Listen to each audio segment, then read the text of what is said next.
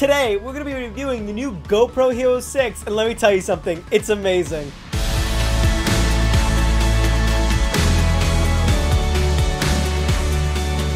So GoPro just announced and released the new line of cameras, the GoPro Hero 6. The biggest difference between the GoPro Hero 6 and the GoPro Hero 5 is the amount of frame rates this little guy shoots, and they say it's all because of the new processor. Let's take a look at some slow motion footage I shot when I was outside and just having fun.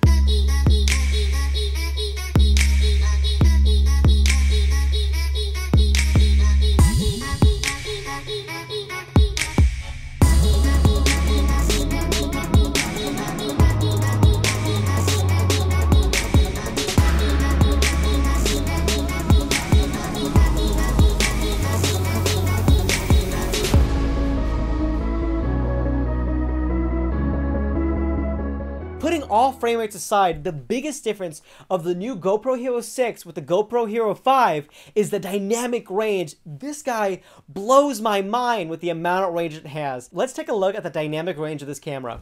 I know this is not at all a scientific review, but I just wanted to test the vlogging capabilities of this camera, really put it through its paces. Not only the dynamic range of the camera, but of the audio. We're probably in the worst weather condition right now to be doing a GoPro video, but guess what? We're still doing it, we're still creating, we're testing out how these images work. I really want to see the dynamic range between my face and the bright background we got going on. It's an overcasted day, I really want to see how it looks. Let's go check it out. As you can tell, we're putting this camera through some pretty harsh conditions. The audio quality is pretty much subpar to what I expected. It does have an improvement from the older generations, but it is still pretty usable even in very windy situations. I have to project a little more, but that's just on me. So when I'm out in public and I'm holding around this camera, it's a little weird that I'm yelling out loud, but it does work really well and it picks up audio in a very usable manner. So when it comes to frame rates, this guy shoots at 24, 30, 60, 120, and 200 frames a second, with a lot of variation when it comes to the resolution. There is 4K, 4K 4.3, 2.7K 4.3, 1440, and 1080p. And of course 720. It just blows my mind how many different flavors of resolution this little guy comes, and GoPro says it's all about the new processor they're putting in. This guy's a lot of fun to shoot with. It's so little, you can throw it around anywhere, you can put it in a lot of different places, and you can get really fun with it. Now, let's review this guy up close and personal in different setups, me trying to see how different users and creators would use this camera. Let's get into it. A lot of production companies and YouTubers love sticking GoPros inside of cars because they're so small. So I just wanted to test out how good this GoPro is going to do in terms of audio performance and video performance inside of a car. I know people love putting GoPros in the weirdest conditions. I don't know how many times I've seen a video with a GoPro inside of a refrigerator. I really want to put this camera through its paces. Let's check it out.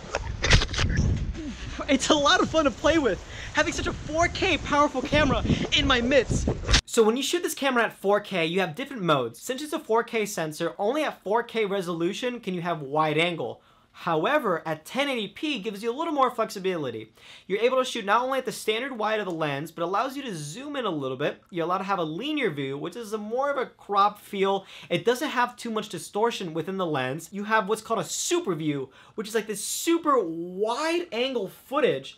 I'm shooting this right now at 24 wide. Of course, with any GoPro camera, the low light sensitivity is very weak, and it's because it has such a small sensor inside of it. You can't expect everything from a camera. No camera is perfect, especially in this small form factor. My biggest complaint about the new GoPro Hero 6 is the new codec they're using. They're using H.265, which in some editing softwares and programs is not usable as of yet. So of course, software updates need to come along, so you have to convert the footage. It's a little bit of an annoying process because I just want to get into the computer and start editing. I have to go through additional steps to start editing this footage. That's really the biggest downside I have for this camera. There's also some other quirks that this camera have, that this touchscreen is a little too sensitive. I'm running around, sweat's hitting it, water's changing the settings. I really am not a big fan of the fact how sensitive this touchscreen is. It is very user-friendly and smooth, but the downside of that is that it changes way too easily. My last complaint about this camera is the overheating. The upside down display rotation does tend to get stuck when it starts to overheat a little bit. However, the biggest issue about overheating is that it freezes on me.